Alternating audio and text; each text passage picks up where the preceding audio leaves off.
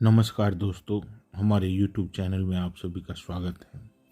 आज हम आप सब के लिए एक और अनमोल कहानी लेकर आए हैं जिसका शीर्षक है टूटी चप्पल। दोस्तों, यह कहानी एक सेठ और उसके नौकर के बीच की वार्तालाप का है। किसी गरीब का पेट भरने के लिए उसका सेठ क्या क्या करता था, लेकिन उसके नौकर को पता नहीं था। इस कहानी में यही है कि हमें सबका हेल्प करना चाहिए और सभी की सहायता करनी चाहिए। तो फिर बिना देर किए आइए जानते हैं इस कहानी और समझते हैं एक दूसरे की मदद करने के तरीके को।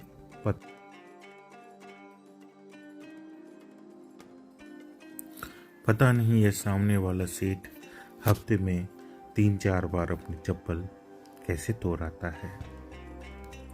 मोची बुदबुदाया नजर सामने की बड़ी किराना दुकान पर बैठे मोटे सेठ पर थी।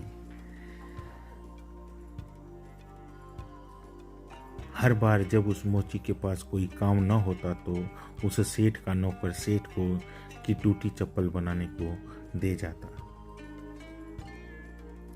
मोची अपनी पूरी लगन से वो चप्पल सी देता कि अब तो 2-3 महीने नहीं टूटने वाली।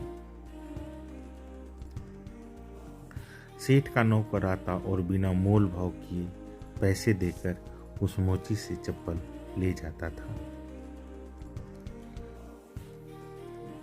पर 2-3 बार फिर वही चप्पल टूटी हुई उस मोची के पास पहुंच जाती थी। आज फिर सुबह हुई, फिर सूरज निकला। सेठ का नौकर दुकान की झाड़ू लगा रहा था और सेठ अपनी चप्पल तोड़ने में लगा था। पूरी मशक्कत के बाद जब चप्पल ना टूटी तो उसने नौकर को आवाज लगाई, अरे रामधन, इसका कुछ कर।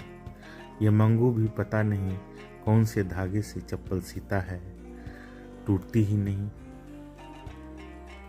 रामधन आज सारी गांठें खोल लेना चाहता था। सेठ जी, मुझे तो आपका ये हर बार का नाटक समझ में नहीं आता। खुद ही चप्पल तोड़ते हो, फिर खुद ही जुर्माने के लिए उस मंगू के पास भेज देते हो। सेठ को चप्पल तोड़ने में सफलता मिल चुकी थी। उसने टूटी चप्पल रामधन को थमाई और रहस्य की परतें खोली। देख रामधन, जिस दिन मंगू के पास कोई ग्राहक नहीं आता उस दिन ही मैं अपनी चप्पल तोड़ता हूँ, क्योंकि मुझे पता है मंगू गरीब है पर स्वाभिमानी है। मेरे इस नाटक से अगर उसका स्वाभिमान और मेरी मदद दोनों शर्मिंदा होने से बच जाए तो मुझे कोई आपत्ति नहीं। आसमान साफ था पर रामधन की आंखों के बादल बरसने को बेकरार थे अपने सेठ की उदारता के लिए।